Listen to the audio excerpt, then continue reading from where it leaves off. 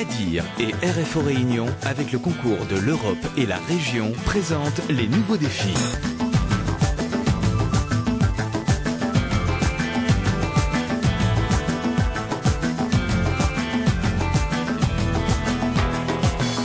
Attention, vous entrez dans un site classé Seveso. Ici, il faut montrer patte blanche avant d'entrer. Seveso, c'est le nom d'une ville du nord de l'Italie où s'est déroulé en 1976 un grave accident chimique. Suite à cela, toutes les entreprises en contact avec les produits explosifs chimiques ou dangereux ont reçu l'appellation Seveso. C'est le cas de Corroy. Ici, on stocke des matières chimiques et des produits phytosanitaires, c'est-à-dire des produits utilisés dans l'agriculture. On stocke beaucoup de produits dangereux de différents types de matières, ce qui nous implique un classement Seveso et des contraintes particulières. Donc on doit respecter des procédures qui sont imposées par l'ADRIR, notamment le contrôle des accès, un plan d'organisation interne qui va rassembler l'ensemble de toute notre organisation, que ce soit incendie, accident, enfin tout ce qui concerne la sécurité. Et cette appellation Seveso implique pas mal de contraintes à respecter. Ici, chaque produit a son emplacement, chaque manipulation est contrôlée et vérifiée. Tout déplacement de matière est soumis à procédure. Le but, garantir la sécurité des travailleurs, du site et de l'environnement. David est responsable de la logistique, c'est lui qui s'occupe de l'entrée et de la sortie de tous les produits.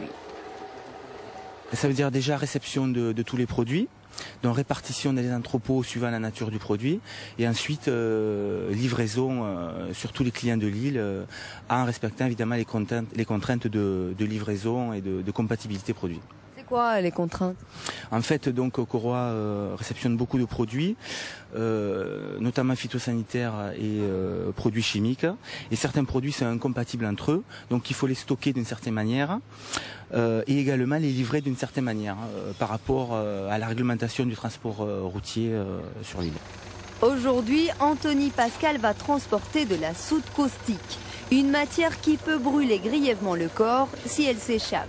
Un périmètre est donc installé et des mesures de sécurité sont prises, notamment le port de gants et l'étiquetage des camions. Celui-ci est obligatoire et les panneaux sont identiques dans toute la communauté européenne.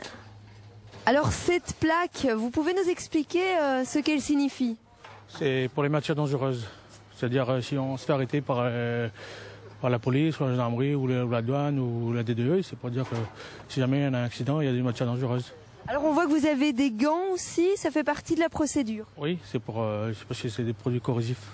Ça, c'est de l'acide caustique en fait. Et donc le plastique là, ça résiste à l'acide caustique? Oui, ça protège. S'il n'y a pas ça, on risque de brûler. Sécurité pour le personnel, mais également dispositif de prévention dans les bâtiments. Chaque hangar est sécurisé. Il possède un système complexe d'alarme incendie et des fenêtres spéciales qui s'ouvriront si la sirène se déclenche. Dehors comme à l'intérieur des hangars, l'ensemble des produits dangereux est stocké sur des bacs de rétention. Nous sommes sur la plateforme de stockage extérieur où on stocke principalement les produits qui sont dits corrosifs, tels que les acides sulfuriques, chlorhydriques. Ces produits sont stockés sur des bacs de rétention qui servent en cas de fuite de produits accidentels à retenir la matière et qui nous laissent le temps de pouvoir intervenir sur l'emballage. Direction maintenant le bureau de Michel Piochot, le responsable de la sécurité. C'est lui qui s'occupe du contrôle des procédures, des plans d'évacuation et de la formation du personnel. C'est aussi dans son bureau que se situe la centrale d'alarme de tout le site. En cas de détection incendie, vous allez avoir une alarme qui va s'afficher ici avec une pré-sonnerie. En même temps, cette alarme va être envoyée sur le télésurveilleur qui lui va déclencher l'alarme au niveau des pompiers. Et ensuite, dans la même action, vous allez avoir une ouverture des exutoires de fumée qui vont permettre d'évacuer les fumées dans un premier temps et les chaleurs pour éviter un effondrement des entrepôts. Voilà.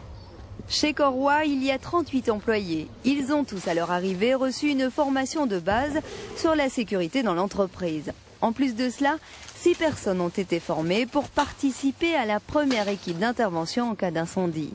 Ils font des simulations très régulièrement, comme ici, dans le local de stockage des matières inflammables. Pas de personnes retrouvées, pas de sinistres, fin de l'exercice. En cas d'incendie, on intervient en premier secours pour déjà déterminer l'incendie et voir s'il n'y a pas de blessés, tout ça, avant l'intervention des pompiers qui arrivent, parce qu'on n'a pas les moyens d'intervenir tout de suite, quoi. Et vous avez eu des formations pour ça? On fait des recyclages, on fait souvent des exercices pour nous maintenir dans le bain, si on peut dire, parce que comme ça, on s'entraîne un petit peu.